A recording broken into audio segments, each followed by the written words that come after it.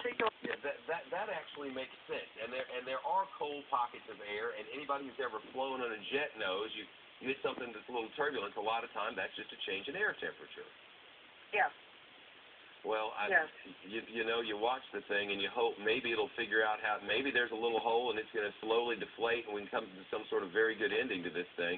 But, I mean, we watched it for a long time without the air moving from the helium moving from one side to the other of the thing. It kept a pretty consistent Jiffy Pop popcorn shape for a while, and now it's not doing that anymore. I wonder if the winds have picked up, too. But well, the wind is obviously changing the thermal currents at that altitude, and that's why it appears to be somewhat circulating or rising and lowering in altitude.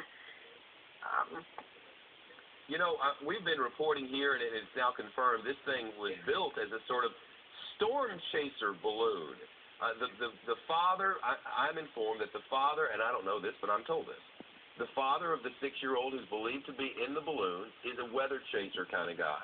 And there's a lot of folks do that out in Colorado. It's, you know, it's fun and interesting to people who are into the science of it all. And he built this balloon, and kiddo gets in it and goes flying away by accident, so you can imagine how he must feel.